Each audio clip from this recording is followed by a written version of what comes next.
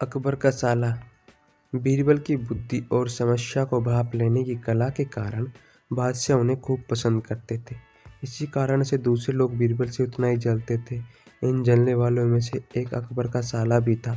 वो हमेशा से ही बीरबल को मिला हुआ खास स्थान लेना चाहता था। बादशाह जानते थे कि बीरबल जैसा कोई और नहीं हो सकता। वो अपने साले को भी यह बात समझाने की कोशिश करते थे, लेकिन उनका साला हमेशा कहता कि वो भी काफ़ी बुद्धिमान है। इन सब बातों के कारण एक बार बादशाह के मन में हुआ कि अब ये ऐसे नहीं मानेगा, इसे कुछ कार्य देकर ही समझाना पड़ेगा। तभी अकबर ने अपने साले से कहा कि तुम अपने दिमाग और सूझबूझ से इस कोयले की बोरी को सबसे ज़्यादा लालची सेठ दमड़ी लाल को बेच कर आओ। अगर तुमने ऐसा कर दिया तो मैं तुम्हें तुरंत बीरबल की जगह दे दूंगा।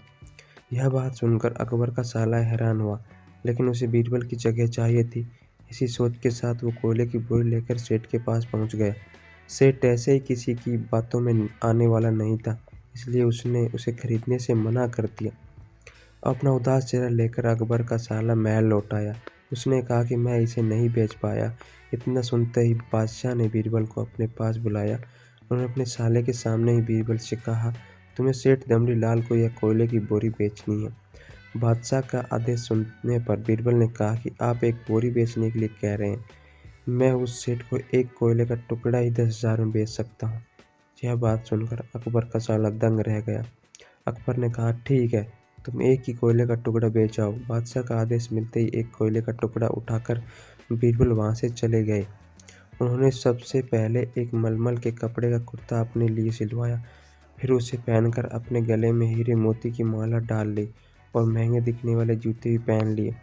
उतना सब करने के बाद बीरबल ने उस कोयले के टुकड़े को सुरमा यानी काजल की तरह बारीक पीस कर एक कांच की डिब्बी में डलवा लिया। इसी भेष में वो महल के मेहमान गृह में आ गए। बीरबल ने एक इश्तिहार दिया कि बगदाद में एक जाने माने शेख पहुंचे हैं जो जादुई सुरमा बेचते हैं। सुरमे की खासियत में बीरबल ने लिखवाया कि इसे लगाने वाला अपने पूर्वज को देख सकता है।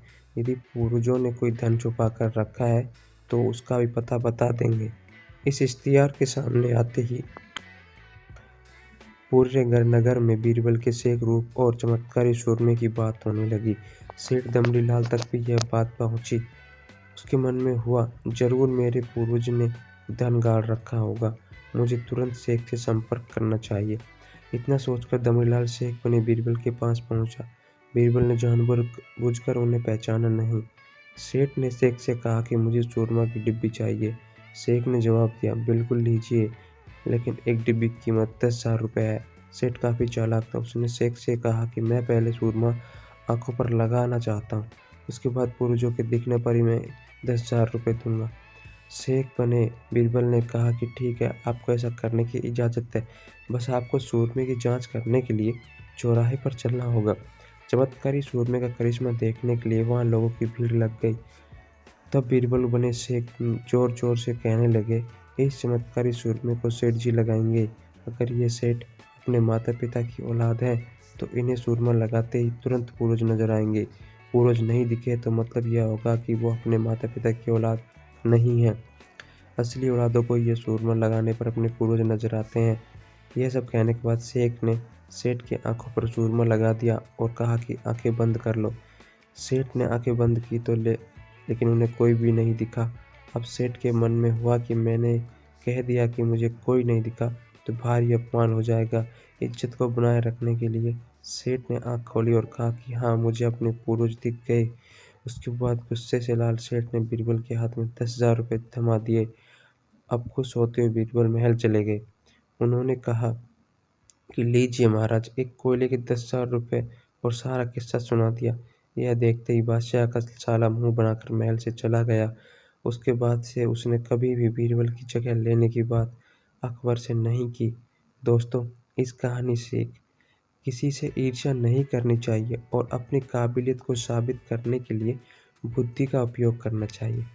दोस्तों, अगर आपको कहानी अच्छी लगी हो तो प्लीज़ हमारे चैनल को सब्सक्राइब करके बेल आइकन को प्रेस कर लें, और आपको ऐसे ही बीरबल अकबर वाली कहानियाँ मिलती रहेंगी।